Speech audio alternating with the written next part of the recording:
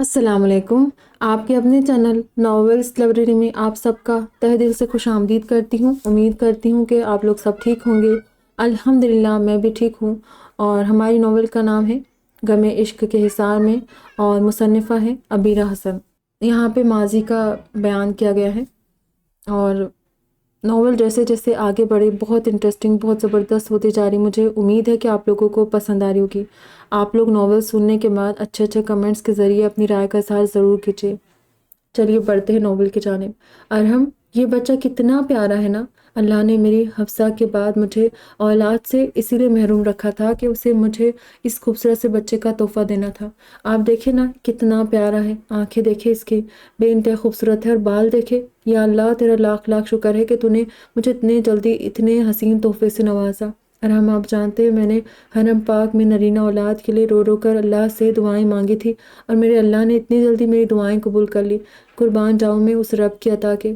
اسمارہ اپنی گود میں موجود اس 2 مہینے کے بچے کو والہانہ چومتے ہوئے بولی، جو اس کا لمس پاتے اپنے ہونٹ پورے کھول کر اپنی بھوک کا اظہار کرنے لگا تھا اچانک۔ حالانکہ اسمارہ نے ہوٹل آتے ہی سب سے پہلے روم سروس کو کال کر کے بچے کے لیے ایک مگ میں گرم دودھ منگوایا تھا۔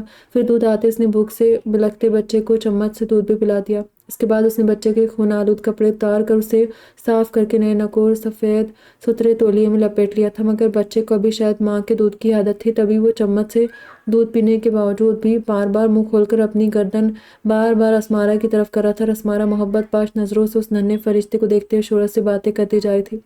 ہوٹل آتے ہی کچھ دیر پہلے کے اس واقعے کو بھول گئی تھی، جس کے بعد اس کی گود میں موجود اس نومولود کی دنیا بھی اجڑ گئی تھی۔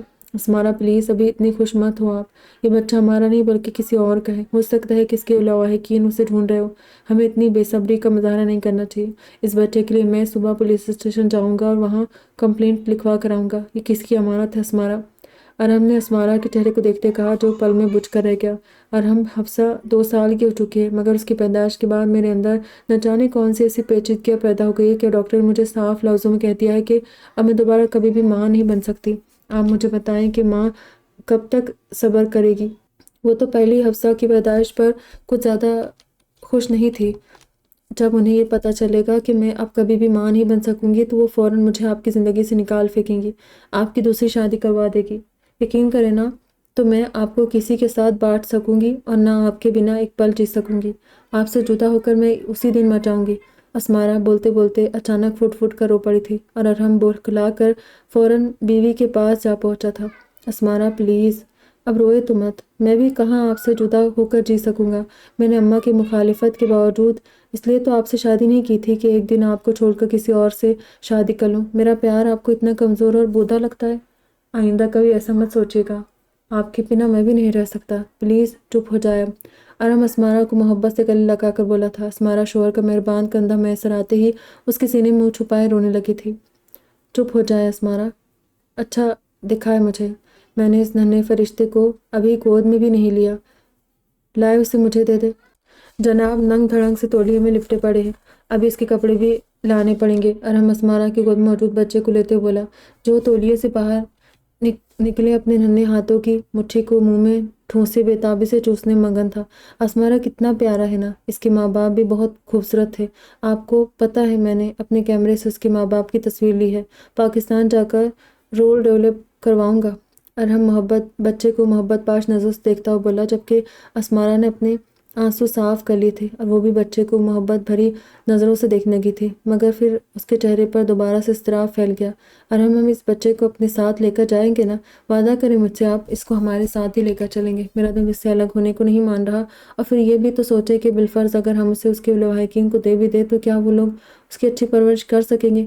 ماں باپ اس کے مر چکے ہیں، اور رشتہ دار کب کس کے سگے ہوئے ہیں، خاص کر ایک ایسے بچے کے جس کے سر پر نہ باپ کا سایہ رہا نہ ماں کا۔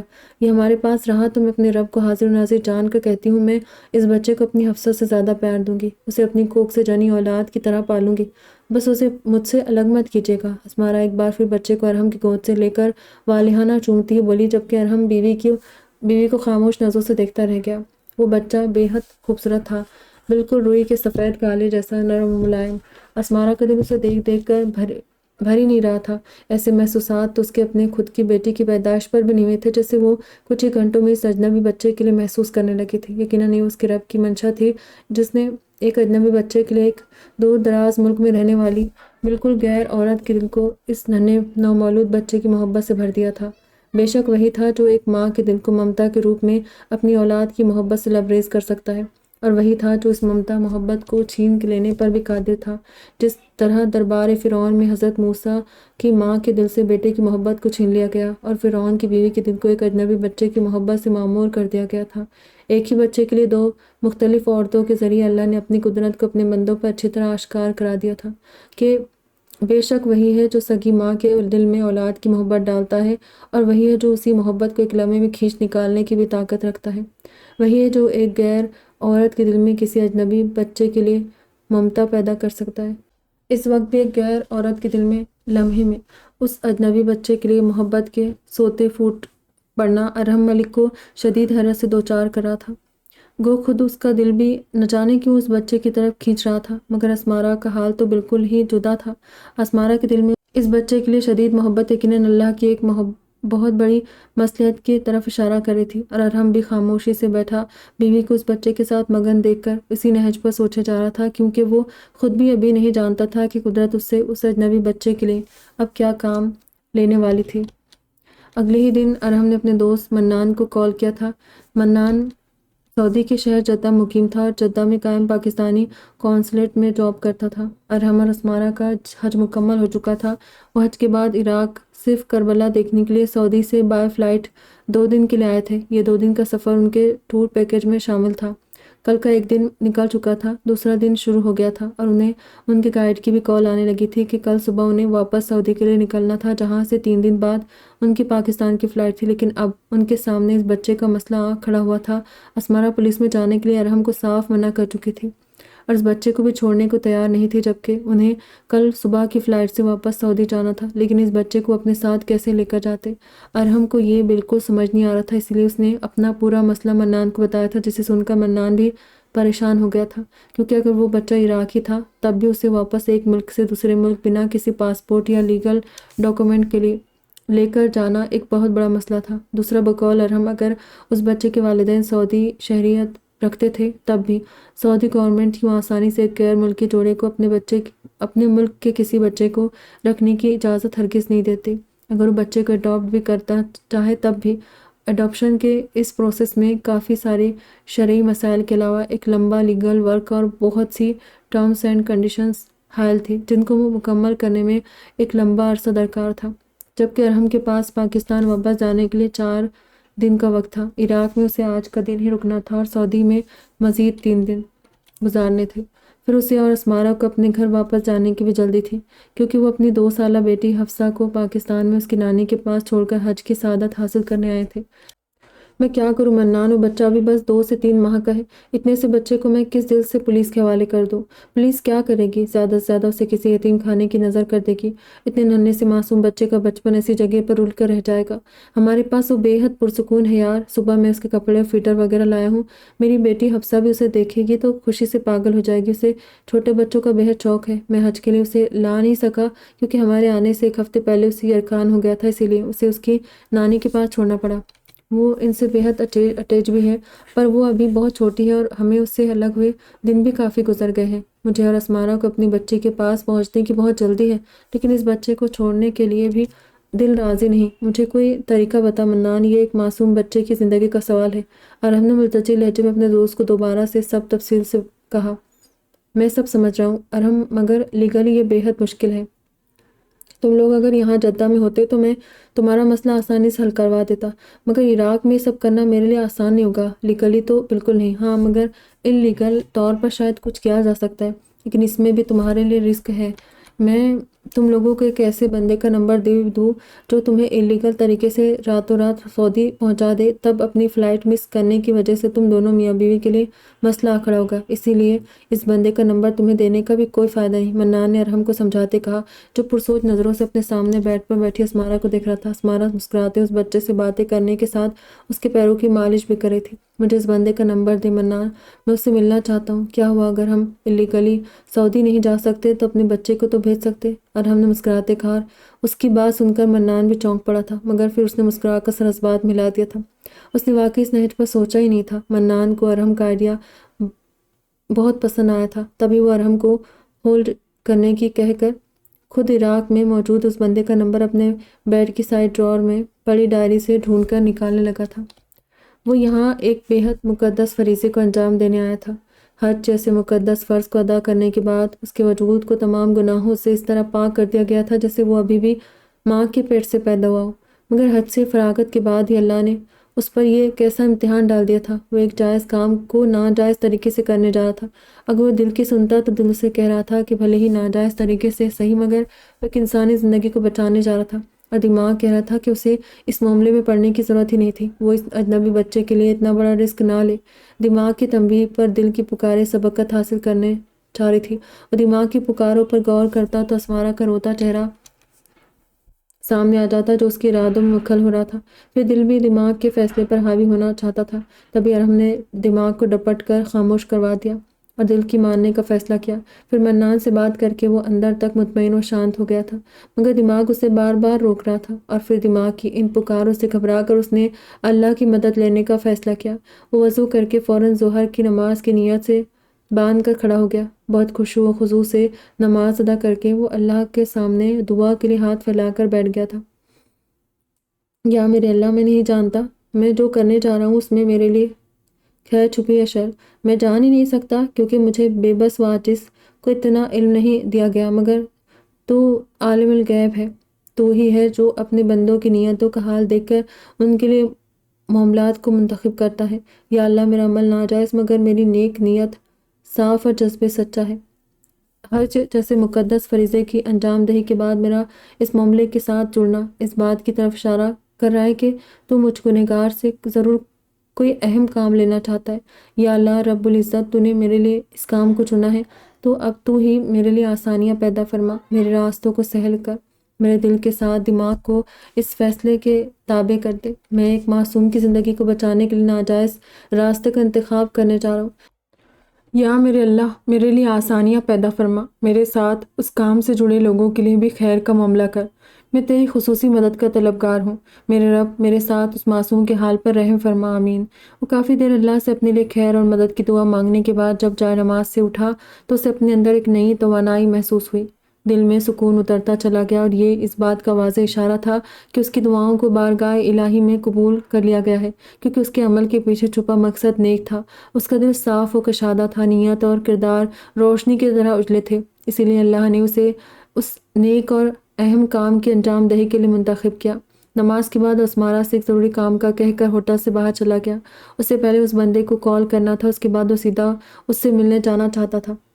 اس نے پبلک ٹیلی فون بوتھ سے جا کر منان کے دیے اس نمبر پر کال کی، کیونکہ منان نے اسے منع کر دیا تھا کہ ہوٹل سے اس بندے کو فون نہ کرے بلکہ باہر جا کر ہی بات کرے، اس لیے وہ باہر چلا آیا اور فون بوتھ میں بیٹھ کر اس نمبر پر کال لگانے لگا۔ نمبر لگ گیا تھا اور وہ دھڑکتے دل کے ساتھ دوسری طرف سے کال پک ہونے کا انتظار کرنے لگا، اور پھر دوسری طرف سے کال اٹھاتے اس نے کھنکارتے ہوئے اللہ کا نام لے کر بات کرنا شروع کی۔ وہ منان کا حوالہ دے کر اس بندے کو پوری بات بتاتا چلا گیا۔ اس بات کی بات سن کر دوسری طرف کچھ دیر خاموشی چھائی رہی۔ اس کے بعد 1 گھنٹے بعد اسی نمبر پر کال کرنے کی اطاعت کے ساتھ دوسری طرف سے کال بند کر دی گئی۔ وہ شکر مناتا ہوا دوبارہ واپس ہوٹل چلا گیا۔ جب وہ اپنے روم میں پہنچا، اسمارا بچے کو سلا کر ظہر کی نماز ادا کری تھی۔ چپ چاپ جا کر ایک طرف صوفے پر بیٹھ گیا، اسے اسمارا سے بات کرنی تھی، تبھی وہ اس کی نماز کا مکمل ہونے کا انتظار کرنے لگا۔ پھر کچھ ہی دیر بعد اسمارا نے سلام پھیرتے ہوئے دعا کے لیے ہاتھ بلند کر لیے۔ کافی دیر دعا مانگتی رہی، پھر جائے نماز سمیٹ کر وہ ارحم کے پاس جا بیٹھی تھی، اور ارحم نے اسے اپنے اور منان کے درمیان ہوئی پوری بات بتا دی۔ ساری بات سن کر اسمارا خوش ہونے کے ساتھ پریشان بھی ہو گئی۔ بچے کو خود سے ایک پل کے لیے بھی دور نہیں کرنا چاہتی تھی، مگر پھر ارحم نے اسے سمجھایا تھا کہ یہ کچھ دیر کی دوری زندگی بھر اس بچے کو اپنے پاس رکھنے کے لیے ناگزیر تھی۔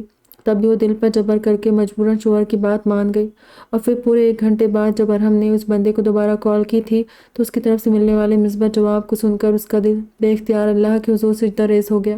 یہ اسے اللہ کی طرف سے ملنے والی پہلی کامیابی تھی۔ اور بات کا صاف اشارہ کہ اللہ آگے بھی اس کے لیے مزید آسانیاں پیدا فرمانے کا ارادہ کر چکا تھا۔ اس بندے نے ارحم کو کہہ دیا تھا کہ بچے کو رات کو ہی بائی روڈ عراق سے سعودی بھیجے گا، جس کے لیے اسے 15 سے 16 گھنٹے کا وقت لگے گا۔ اسی لیے اس نے بچے کو رات 9 بجے تک اپنے دیے گئے ایڈریس پر پہنچا دیا۔ اس کے ساتھ ہی بچے کے لیے جتنا پیسہ ارحم سے طلب کیا گیا تھا وہ اتنا زیادہ تھا کہ اتنے پیسے سے ان دنوں کوئی بھی ایک پاکستانی بندہ آرام سے اپنے حج کا اخراجات پورے کر سکتا تھا، مگر ارحم نے اس نیک کام کے لیے اپنے پیسے کی بھی فکر نہ کی۔ وہ اس بندے سے مطلوبہ ایڈریس پر بچہ اور پیسہ اس کے بتائے گئے وقت پر پہنچانے کا وعدہ کر کے واپس ہوٹل چلا گیا تھا۔ اپنے روم میں آتے ہی اس نے اسمارہ کو شام تک بچے سمیت اس کا سامان پیک کرنے کا کہہ دیا تھا، اور پھر اپنے بیڈ پر دراز کھیلتے ہوئے اس ننھے فرشتے کو گود میں لے کر اپنے لب اس کی پیشانی پر رکھ دیے۔ بچہ انتہا کا خوبصورت اور پیارا تھا۔ واقعی اسمارہ ٹھیک کہہ رہی تھی، کچھ گھنٹوں کے لیے بھی اس معصوم ننھے فرشتے سے الگ ہونا ان کے لیے بے حد مشکل کام تھا، مگر ارحم جانتا تھا کہ عارضی دوری اس بچے کے ساتھ مستقل رہنے کی ضمانت تھی۔ تبھی وہ اس بچے کو ڈھیر سارا پیار کرتے ہوئے اپنے سینے سے لگا کر آسودگی سے آنکھیں موند گیا۔ وہ رات 8 بجے سے پہلے تیار ہو کر اسمارہ سے بچہ سمیت اس کا بیگ لے کر ہوٹل سے نکل گیا تھا۔ اسمارہ نے خاموشی سے روتے ہوئے بھاری ہوتے دل کے ساتھ بچے کو رخصت کیا۔ خود ارحم کا دل بھی بچے سے دور ہونے کا سوچ کر مگدر ہو رہا تھا، مگر دل پر پتھر رکھ کر ارحم رات کو 9 بجے سے پہلے تک بچے کو اس بندے کے بتائے گئے ایڈریس پر چھوڑنے چلا گیا۔ وہ ایڈریس ارحم کے ہوٹل سے 1 گھنٹے کی مسافت پر ایک پوش علاقے میں بنے کسی گھر کا تھا۔ ارحم جب اس گھر کے سامنے پہنچا تو باہری دروازے کی بیل سن کر ایک اونچے لمبے چوڑے خوبصورت سے بندے نے دروازہ کھول کر اسے ریسیو کیا۔ ارحم نے اس بندے کو سلام کیا تھا اور مسکرا کر اس بات پر صلاحیت ارحم کو دروازے کے ساتھ بنے ایک خوبصورت روم میں لے جا کر بٹھا چکا تھا، جو شاید مہمان خانہ تھا، کیونکہ یہ روم باہری دروازے کے بالکل ساتھ بنا ہوا تھا، اور ارحم کی نظر اس روم کے سوا روم کے سامنے پھیلے ایک بڑے سے خوبصورت آنگن پر ہی پڑی تھی، جہاں اسے فی الوقت کوئی بھی زیرو دکھائی نہیں دیا۔ وہ بندہ بھی اسے بٹھا کر خود باہر جا چکا تھا۔ جس روم میں ارحم کو بٹھایا گیا تھا بے حد شاندار اور خوبصورت تھا۔ ارحم دل ہی دل میں گھر سمیت اس بندے کو دیکھ کر مرعوب ہوتا چپ چاپ ایک صوفے پر جا کر بیٹھ گیا۔ اس کی گود موجود بچہ سو رہا تھا۔ کچھ ہی دیر بعد وہ بندہ اپنے ہاتھ میں اخبار لیے ایک ملازم ٹائپ بندے کے ساتھ اندر چلا آیا۔ ملازم ارحم کے سامنے شربت رکھ کر چلا گیا تھا۔ میرا نام سلمان عبدالعزیز ہے، میں یہی عراق کا رہنے والا ہوں، آپ سے مل کر خوشی ہوئی ارحم ملک صاحب۔ سلمان نے اپنا تعارف کرواتے ہوئے مسکرا کر کہا، اور اس کی شستہ اردو سن کر ارحم حیران رہ گیا۔ حیران مت ہو، میں اردو کے علاوہ مزید کچھ ایک زبان روانی کے ساتھ بول سکتا ہوں۔ آخر کو میرا کام ہی ایسا ہے کہ بھانت بھانت کے لوگوں سے واسطہ پڑتا ہے۔ بہرحال یہ اخبار دیکھیں، اس میں موجود یہ چہرہ یقیناً آپ پہچان جائیں گے، سلمان نے ارحم کے سامنے اخبار رکھتے کہا۔ ارحم نے ناسمجھی سے سلمان کو دیکھتے ہوئے بچے کو اپنے پاس ہی صوفے پر لٹا دیا، اور پھر وہ اخبار اٹھا کر دیکھنے کا۔ اخبار مقامی زبان میں چھپا ہوا تھا۔ اس پر جو لکھا تھا وہ تو ارحم سمجھ نہیں سکا، مگر جیسے اخبار کے فرنٹ پیج پر چھپی 2 تصویروں پر اس کی نظر پڑی، اس کی آنکھوں میں حیرت اتر آئی، کیونکہ وہ فوٹو انہی دونوں میاں بیوی کی تھی جن کا بچہ اس وقت ارحم کے پاس موجود تھا۔ یہ شیخ زیاد ابن الہشیمی اور ان کی بیوی سائرہ ہیں، جو کل کربلا کے باہر ہونے والے حملے میں مارے گئے۔ زیاد ابن الہشیمی عرب کے دارالحکومت ریاض کے ایک بہت بڑے خاندان کا چشم چراغ ہے، اور اس کی یہ بیوی یمن کے ایک تاجر کی چھوٹی بیٹی ہے۔ زیاد کے والد ایک بہت بڑے آدمی تھے۔ ان کے انتقال کے بعد ان کے بھائیوں کی نظر زیاد کی دولت پر جس کا مالک زیاد تھا۔ زیاد کے والد صاحب کی وصیت کے مطابق زیاد کے مرنے کے بعد اس کی بیوی اس کی جائیداد کی مالک تھی، مگر زیاد کی بیوی بھی مر جاتی تو ساری دولت زیاد کے بیٹے کو ملتی، لیکن اگر بیٹے کو بھی کچھ ہو جاتا تو زیاد کی ساری جائیداد اس کے چچاؤں وغیرہ کے حصے میں چلی جاتی، مگر وہ بھی اس صورت جب زیاد سمیت اس کی بیوی بچے کی موت قتل کی صورت نہ ہو، نہ ہی اس میں خاندان کے کسی فرد کا ہاتھ ہو، کیونکہ زیاد یا اس کی بیوی بچے کے قتل میں اگر اس کے خاندان کو کوئی فرد ملوث نکلتا ہے تو ساری دولت زیاد کے خاندان کے بجائے اپنے آپ یتیم خانے اور ٹرسٹ کے حصے میں چلی جاتی۔ اسی لیے زیاد کو راستے سے ہٹانے کے لیے ہی پوری باریک بینی کے ساتھ یہ پلان ترتیب دیا گیا تھا، جیسے سانپ بھی مر جاتا لاٹھی بھی نہیں ٹوٹتی۔ کل کربلا کے باہر ہوئے جس حملے کو دہشت گردی سے جوڑا جا رہا تھا، دراصل یہ کوئی دہشت گرد حملہ نہیں بلکہ اپنے مفاد کے لیے کی گئی ایک پراپر پلاننگ تھی۔ پوری سوچی سمجھی سازش کے تحت زیاد کو راستے سے ہٹایا گیا۔ 2 ہفتے پہلے زیاد یہاں اپنے بزنس کے سلسلے میں کچھ ماہ کے لیے رکنے آیا تھا، مگر شاید اسے بھی اپنے خاندان والوں کی اصلیت پتہ تھی، تبھی وہ اپنی بیوی اور 2 ماہ کے بچے کو اکیلا چھوڑنے کے بجائے اپنے ساتھ ہی لے آیا، مگر پھر بھی وہ خود سمیت اپنی فیملی کو نہیں بچا سکا۔ پوری سیکورٹی ہونے کے باوجود زیاد اور اس کی بیوی کا سیکورٹی گارڈز کی موجودگی میں بھی اپنی جان سے ہاتھ دھو بیٹھا۔ اس بات کی واضح دلیل ہے کہ ہزاروں لوگوں کی جان لینے والے وہ حملہ آور زیاد کے خاندان کے لوگ تھے۔ جنہوں نے کچھ مقامی لوگوں کو ساتھ ملا کر عین کربلا کے باہر حملہ کروا کے اس پورے معاملے کو دہشت گرد حملے کا روپ دے ڈالا تاکہ ان پر قتل کا الزام بھی نہ آئے اور زیاد سمیت اس کی بیوی اور بچہ بھی مارے جائے۔ سلمان کی باتیں سن کر ارحم کا منہ حیرت و بے یقینی سے کھل گیا، بری طرح شاکڈ رہ گیا تھا۔ یعنی جس حملے کو دہشت گردی کا نام دیا گیا تھا وہ کچھ شیطان صفت لوگوں نے دولت کے لالچ کی وجہ سے کروایا۔ یقیناً آپ سوچ رہے ہوں گے کہ میں آپ کو یہ سب کیوں بتاؤں، تو سنیں۔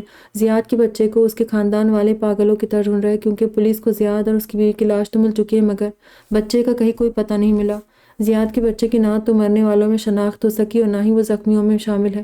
آپ کو تو شاید یہ بھی معلوم نہیں ہے کہ الہاشمی خاندان اپنے ملک کے بے حد اثر و رسوخ والے لوگوں میں شامل ہوتا ہے جن کی پہنچ سعودی پولیس سے لے کر سعودی گورنمنٹ تک ہے، مگر وہ اس بچے کو ڈھونڈنے کے لیے پولیس کا سہارا بالکل نہیں لے رہے، بلکہ انہوں نے خفیہ طور پر پولیس کی نظروں سے چھپا کر اپنے گروہ کے لوگوں کو اس کام کے لیے لگا رکھے ہیں جو زیاد کے بچے کو ڈھونڈ کر اس کا بھی وہی حشر کرے جو اس بچے کے ماں باپ کا ہوا ہے۔ ان کے بندے زیاد کے بچے کو ڈھونڈنے کے لیے ایڑی چوٹی کا زور لگا رہے تاکہ کسی بھی طرح اس بچے کو ڈھونڈ کر مار سکے، مگر اب تک وہ بچے کو ڈھونڈ نہیں سکے۔ وہ جان ہی نہیں سکے کہ زیاد کے بچے کو کربلا سے اٹھا کر اپنے ساتھ لے جانے والا کوئی عراقی یا مقامی باشندہ نہیں بلکہ پاکستان سے آیا ایک جوڑا ہے جن کے پاس وہ بچہ بالکل محفوظ ہے۔ ہاں جناب ارحم ملک صاحب، یہ آپ کے پاس موجود بچہ زیاد کا ہی ہے۔ یہ بات میں تبھی جان گیا تھا جب آپ نے مجھے فون پر پورا واقعہ بتایا تھا، اسی لیے میں اس کار خیر میں آپ کا ساتھ دینے کو تیار ہو گیا کہ کیا پتہ اتنے ناجائز کاموں کے بعد ایک نیک کام کر کے میں اللہ کی نظر میں اٹھ سکوں۔ آپ جو کرنے جا رہے ہیں وہ مشکل ضرور ہے مگر آپ کا ارادہ اور نیت نیک ہے، اسی لیے اللہ آپ کی مدد کرے گا۔ آپ اس بچے کو اپنے ساتھ لے کر جا تو رہے مگر اس کو بہت زیادہ الرٹ رہنے کی ضرورت پڑے گی۔ بچے کو عراق سے سعودی بحفاظت پہنچانا میری ذمہ داری ہے، مگر اس بچے کو سعودی سے پاکستان آپ کیسے لے جائیں گے؟ سلمان نے ارحم کو مکمل تفصیل بتاتے آخر میں اس سے پوچھا۔ پاکستان میرے بابا کے دوست فورن منسٹری میں ہیں اور جدم پاکستان قونصلیٹ میں منان بھی ہے۔ میں یہاں سے سعودی پہنچ کر ان دونوں کی مدد لوں گا۔ بچے کا پاسپورٹ اور ویزے کے مسئلے کو میرے بابا اور منان حل کروا دیں گے، اور پھر آپ نے ہی تو کہا کہ میرا ارادہ اور نیت نیک ہے تو اللہ میری مدد ضرور کرے گا۔ ارحم نے مسکرا کر کہتے ایک محبت بھری نظر اپنے پاس لیٹے بچے پر ڈالی۔ انشاءاللہ، سلمان نے کہا تھا۔ پھر ارحم اس بچے کو سلمان کے حوالے کرتا ہوا واپس جانے کے لیے اٹھ کھڑا ہوا۔ ویسے آپ زیاد ابن الہاشمی کے بارے میں اتنا سب کیسے جانتے ہیں؟ ارحم نے جانے سے پہلے اپنے سامنے کھڑے سلمان سے پوچھا تھا۔ زیاد کی بیوی سائرہ میری سگی خالہ زاد تھی، سلمان نے بڑے آرام سے جواب دیا تھا، اور اس کی بات سن کر ارحم ایک بار پھر سے شاکڈ رہ گیا۔ یعنی یہ بچہ سلمان کا بھانجا تھا۔